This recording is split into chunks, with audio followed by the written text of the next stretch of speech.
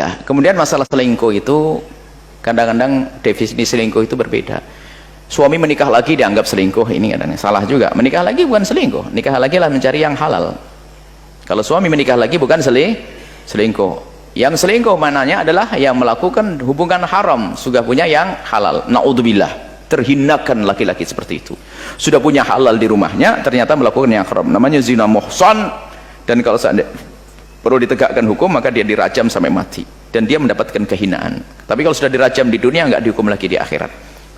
Baik, kemudian jika benar dia naudzubillah takutlah kepada zina, sudah punya yang halal. Itu sebuah orang melakukan zina, mudah melakukan zina. Pertama, keroposnya iman. Yang kedua adalah pergaulan. Yang ketiga adalah tontonan.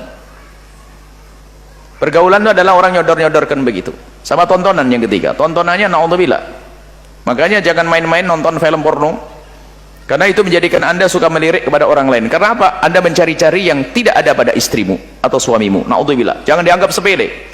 Fatwa picisan yang difatwakan sebagian ulama itu menjerumuskan. Sebab kalau sudah orang biasa nonton film kotor itu, akhirnya menyimpulkan istriku tidak seperti dia. Sehingga dia kemana-mana mencari. Sehingga gak akan puas dengan istrinya atau tidak akan puas dengan suaminya. Rugilah dia. Muqaddimah zina di situ. Sehingga dia mencoba yang lain, mencoba. Dan sekali orang berzina, maka mudah melakukan 1000 kali zina. Karena sudah tidak takut kepada Allah. Tapi orang yang merasa cukup dengan yang halal, 1 halal cukup. Tapi kalau zina, 1000 wanita tidak akan cukup, 1000 laki-laki tidak cukup, karena kehinaan. Baik, kalau sudah ada seorang laki-laki mengatakan seperti itu, sampai aku tidak senang kepadamu dan sebagainya, mungkin yang harus difahami, ketahuilah seorang istri, Anda punya Tuhan, punya Allah yang maha kaya. Karena mafsadatnya, kerusakannya sangat berat nanti. Bukan saja urusan penyakit zahir, mungkin suami akan bawa penyakit, itu iya.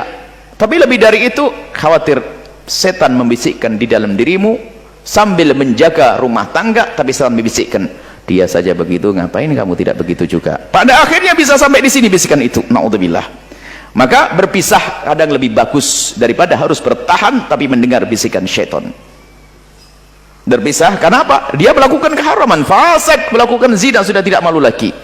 Tapi kalau suamimu menikah lain, jangan serta-merta minta cerai, meninggalkan dan sebagainya, atau menyuruh cerai dia. Tapi kalau zina adalah kehinaan.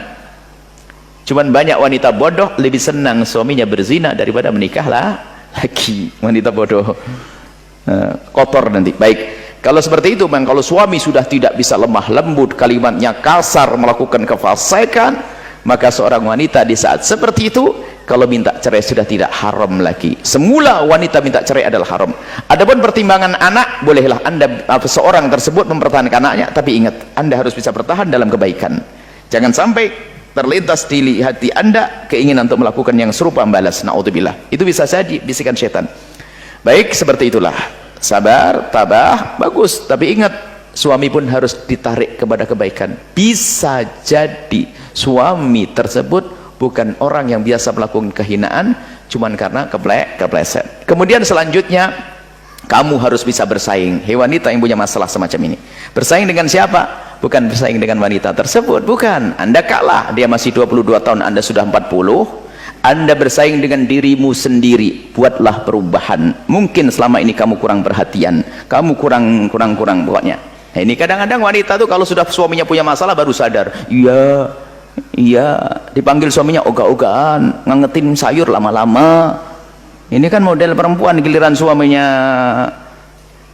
punya masalah baru bingung. Semoga Allah menjaga hubungan keluarga kita. Suami istri yang saling mencintai, indah kan Allah. Dan takutlah kepada zina, takutlah kepada muqaddimah zina, kehinaan di dunia, kehinaan di akhirat, kehinaan di diri dan kehinaan di anak keturunan. Kalau ada orang kafir masuk Islam namanya mu'allaf, anaknya cucunya masih bangga. Tapi seorang cucu kalau mengetahui mbahnya pernah berzina akan terhinakan sampai kapanpun. Itu akan nempel di jidat sampai kapanpun. Jauhilah zina. Makanya zina hendaknya ditutup. Wallahu a'lam bishawab.